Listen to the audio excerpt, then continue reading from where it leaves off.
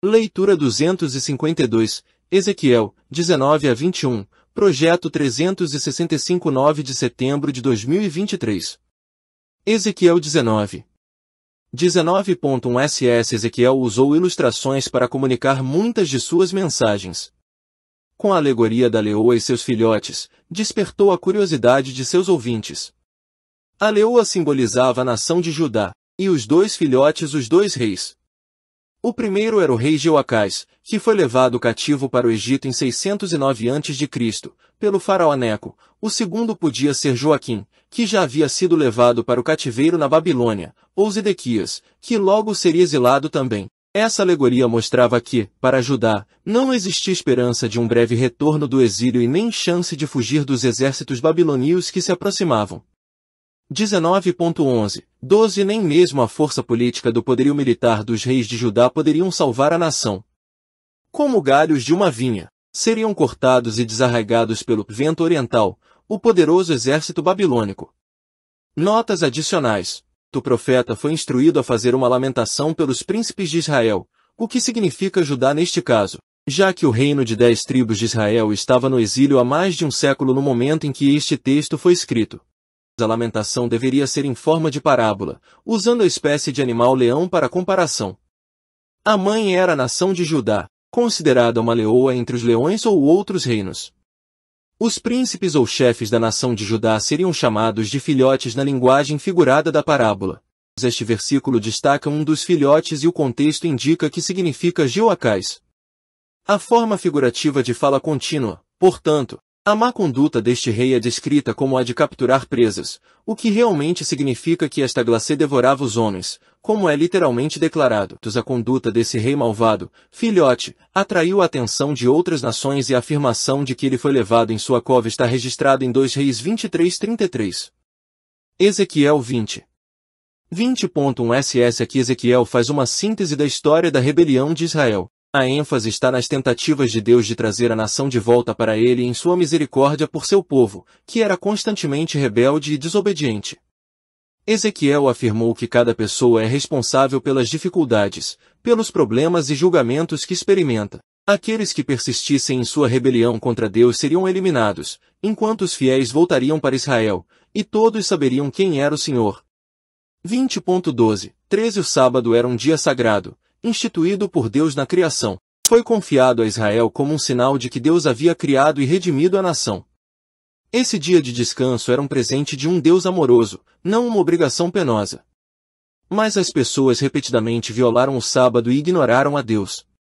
Ao guardar o sábado, Israel deveria lembrar que era o povo especial de Deus.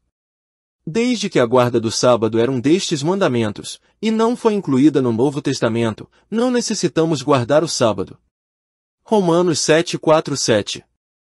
20.23, 24 No início da história de Israel, Deus advertiu claramente a todos sobre as consequências da desobediência.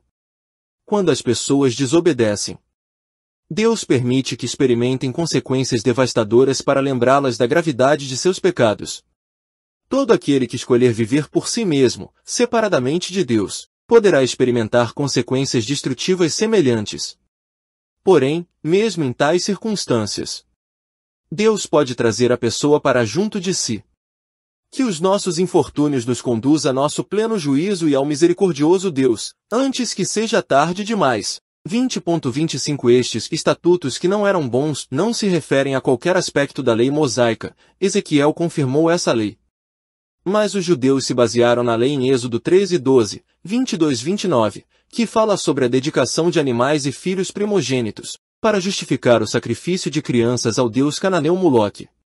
Deus permitiu tamanho engano para que seu povo pudesse reconhecê-lo como único Senhor, tivesse sua consciência despertada e sua fé avivada.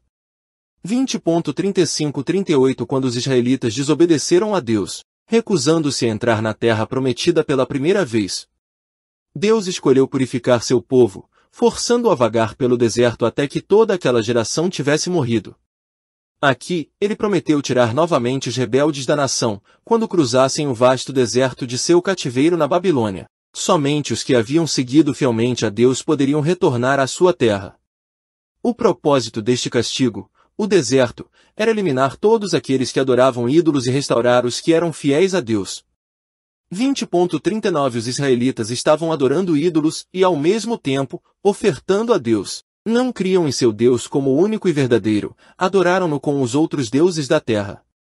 Talvez apreciassem os prazeres imorais da adoração aos ídolos ou não quisessem perder os benefícios que pensavam que os ídolos pudessem dar-lhes. Há pessoas que creem em Deus e ofertam-lhe sua presença e seu culto na igreja, mas ainda estão apegadas aos seus ídolos, o dinheiro, o poder ou o prazer. Não querem perder quaisquer possíveis benefícios. Mas Deus quer toda a nossa vida e devoção. Se adoramos a qualquer outra coisa ou pessoa, temos ídolos. Tome cuidado para não tentar agradar a Deus, enquanto busque os prazeres do pecado. É necessário escolher um ou outro. 20.45-47 A frase "dirige o rosto para o caminho do sul" se refere a Jerusalém e a Judá. O caminho do sul é a região do Negueb. A imagem da floresta destruída pelo fogo remete ao que aconteceria com Judá. 20.49 Ezequiel estava exasperado e desencorajado. Muitos israelitas estavam reclamando que ele falava somente por enigmas, e por esta razão, recusavam-se a ouvi-lo. Não importa o quão importante seja o nosso trabalho ou quão significativo seja o nosso ministério, experimentaremos momentos de desânimo. Aparentemente Deus não respondeu ao argumento de Ezequiel. Antes, deu-lhe uma outra mensagem para proclamar. O que o desencoraja? Você já sentiu vontade de desistir? Em vez disso, continue a fazer o que Deus preparou para você. Ele promete recompensar os fiéis. A cura de Deus para o desânimo pode ser a designação de outra tarefa. Servindo aos outros, podemos encontrar a renovação de que precisamos. Ezequiel 21.1 SS A pequena mensagem em 20:45-48 introduz o primeiro de 3 avisos sobre os julgamentos que sobreviriam a Jerusalém. 1. A espada do Senhor. 2. A espada afiada. 3. A espada de Nabucodonosor. A cidade seria destruída porque estava contaminada. De acordo com a lei judaica, os objetos contaminados deveriam ser passados pelo fogo, a fim de serem purificados. O juízo de Deus tem a função de purificar, a destruição é frequentemente uma parte necessária neste processo. 21.12 Bater nas coxas era um gesto de pesar. 21.18-23 Amon evidentemente se rebelou contra a Babilônia na mesma época em que o fez Edequias, o rei de Judá. Em 589 a.C., as nações de Judá e Amon estavam entre as que conspiraram contra Nabucodonosor. Ezequiel declarou esta mensagem aos exilados. Eles ouviram as notícias e novamente se encheram da esperança de retornar à sua pátria. Ezequiel disse que os exércitos do rei da Babilônia marchariam em direção à região para impedir a rebelião. Vindo do norte, encontrariam uma bifurcação na estrada, um caminho levava a Rabá, a capital de Amon, o outro a Jerusalém, a capital de Judá. Foi necessário decidir qual cidade seria destruída. Assim como foi previsto por Ezequiel, o rei Nabucodonosor foi para Jerusalém e sitiou-a. 21.21 Como pagão, Nabucodonosor tinha duas maneiras de aconselhar-se sobre o futuro. Uma era misturar as flechas, e pela sorte, escolher uma, que indicaria seria a melhor opção. Outra consistia em mandar os sacerdotes inspecionarem o fígado de um animal sacrificado. A forma e tamanho indicariam uma decisão. Os terafins eram pequenas imagens de forma humana. 21.28 Os amonitas e os israelitas estavam frequentemente em conflito. Deus havia dito aos israelitas que não se aliassem a nações estrangeiras, porém Judá e Amon se uniram contra a Babilônia em 589 a.C. Deus primeiro julgou Judá, por isso Nabucodonosor dirigiu-se a Jerusalém, mas Amon também seria julgado, não por aliar-se a Judá, mas por assistir à destruição de Jerusalém com um deleite vergonhoso.